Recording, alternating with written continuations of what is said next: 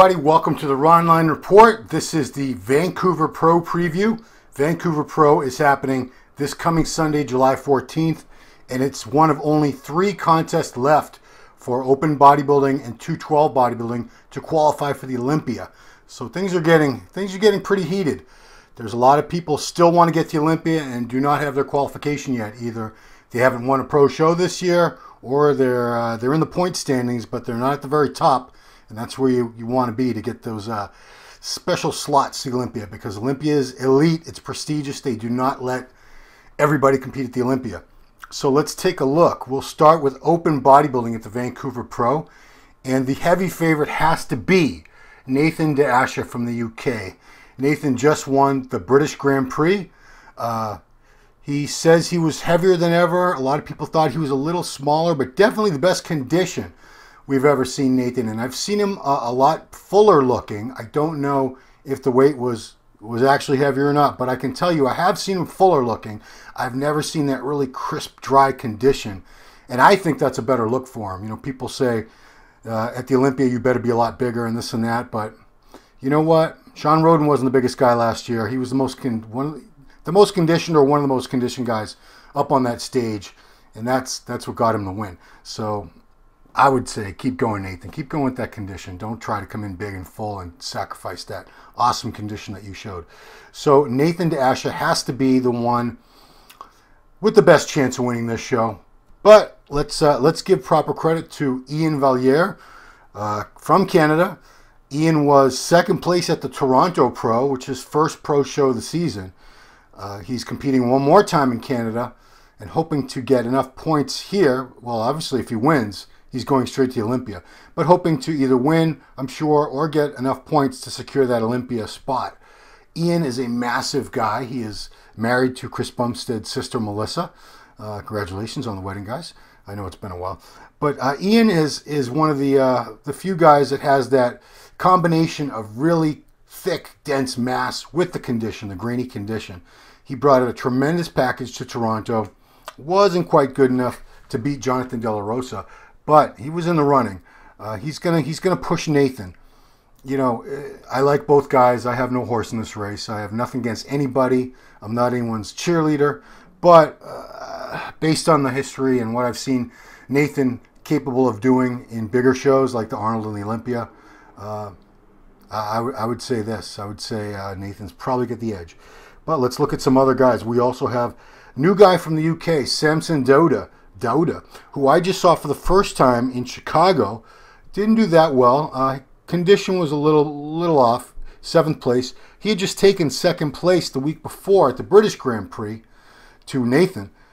Sampson is definitely somebody to watch. This young guy, I guess he's not that young, but he's somebody who's going to be doing much better as the months and years go by. Tremendous shape, just beautiful shape, structure. He's lacking nothing. Just needs more refinement, more polish, better conditioning, and you're going to see Sampson moving up the ranks for sure. He's going to be in the running at this show. Another guy who I was very impressed with at the Toronto show, making his pro debut, was Quinton Araya from Toronto. He was 5th place in Toronto at his pro debut. He is one of the training partners, Antoine Vallant, and coached by Dorian Hamilton. Quinton is another one. In Quinton's case, he's someone who's going to fill out and be better and better as he puts a little bit more mass on, fills out that frame of his, because he's got tiny little waist, super wide shoulders, flaring lats, flaring quads, you know, great arms, shoulders, everything. He's not lacking a thing. He just needs to keep gradually adding quality muscle.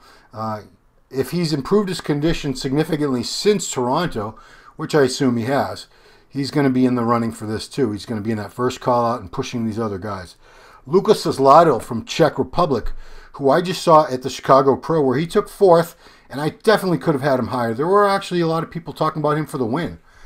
In fact, after the judging, when I talked to eventual winner Michael Lockett, that was the guy he was most concerned with, was Lucas. Lucas was bigger than I've ever seen him. Now, he's known for his condition, and his condition was, I'm not going to say it was off. I've seen it a little sharper, a little crisper, but with the added size, I think it was a good trade-off. Lucas's key issue that I'd like to see him work on is his posing in the mandatory poses. That's the critical posing. You know, we talk about posing, and guys, people assume we're talking about the routine, which isn't even judged except at the Arnold shows. But I'm talking about how you present yourself in the mandatory poses. Front double bicep, front lat spread, side chest, side tricep, rear double bicep, rear lat spread, abdominal and thigh, most muscular of your choice. His posing, a lot of it, he wasn't doing himself any favors. He was sort of crunching down, making himself look awkward, look a little smaller. He wasn't opening up.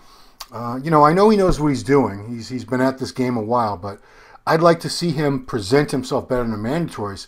I think it hurt him in Chicago. And enough people have been talking about it that maybe he is working on it this week, because Lucas has a phenomenal physique.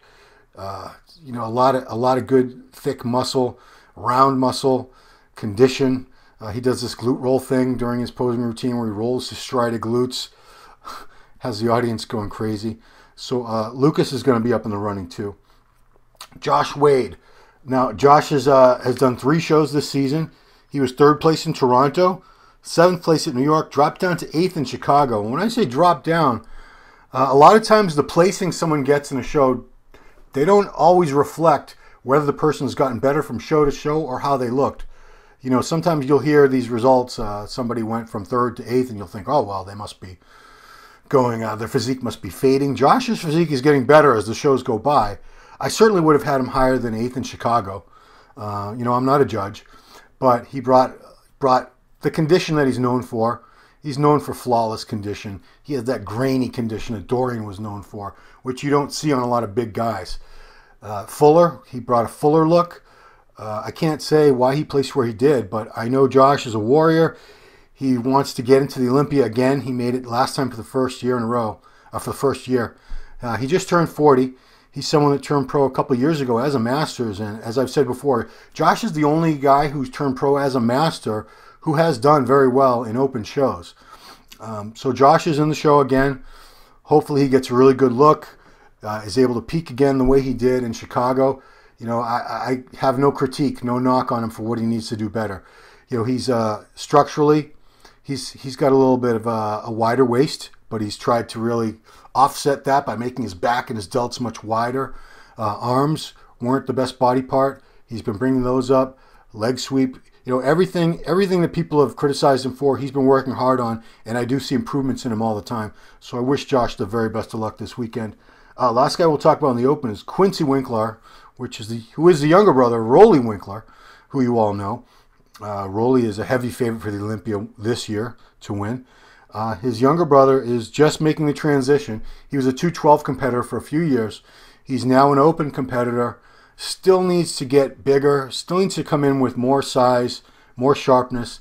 I don't know if he has the exact genetics of his brother Rolly.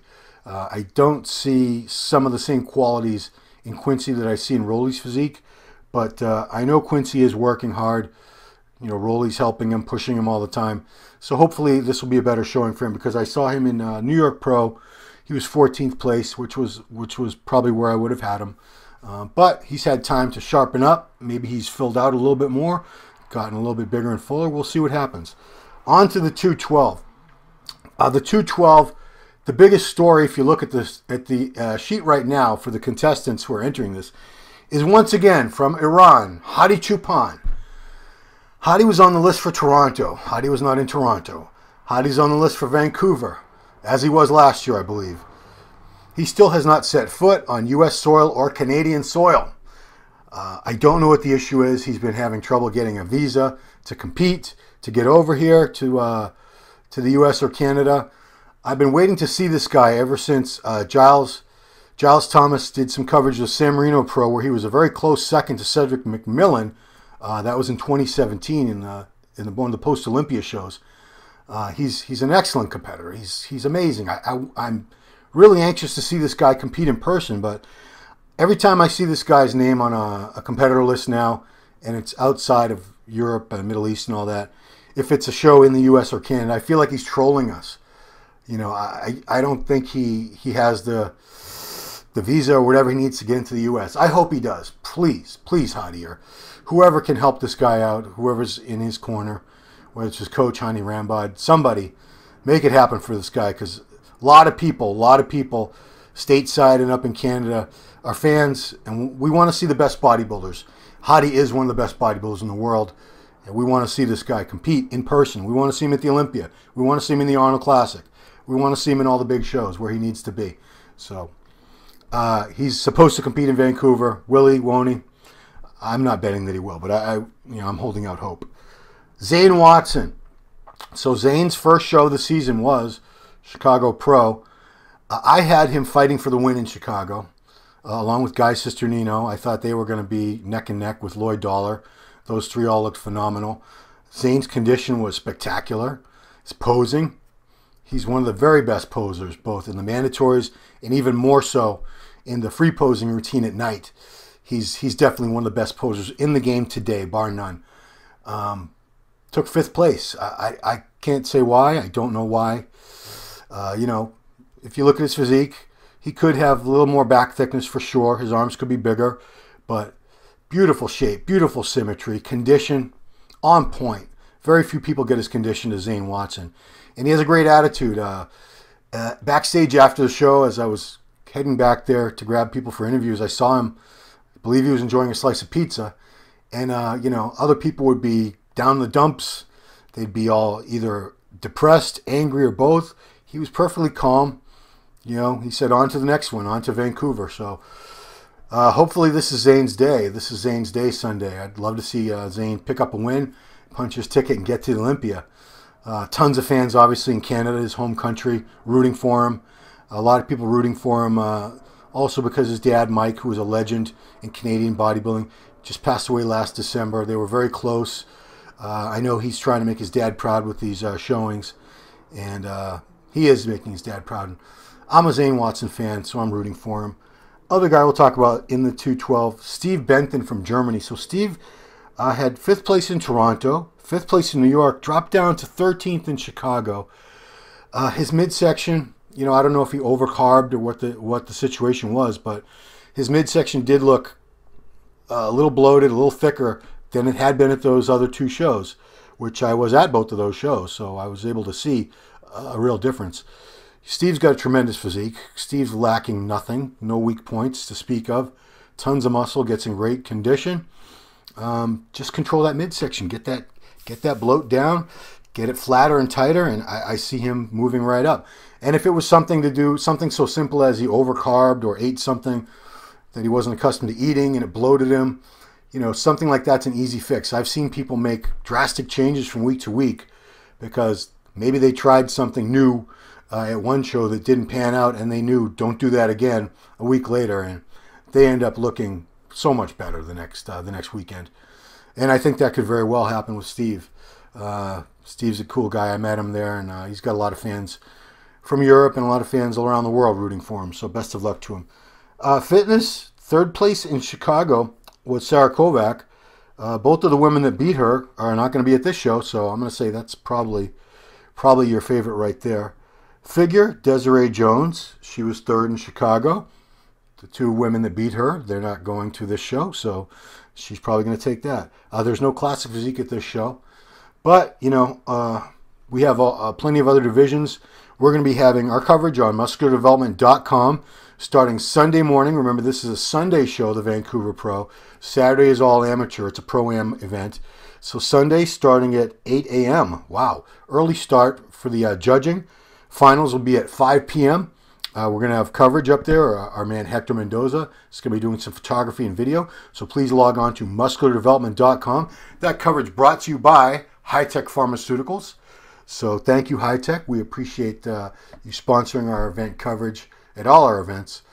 And please follow me on Instagram at Ron Harris Muscle for, just for the heck of it, because I like more followers. But that's it. Another big show. We've only got 3 to go, like I said, until the Olympia. So it's getting down to the wire as to who makes it to this year's Olympia and who doesn't. So thanks for watching the Ronline Report. This has been my preview of the Vancouver Pro. We'll talk to you later.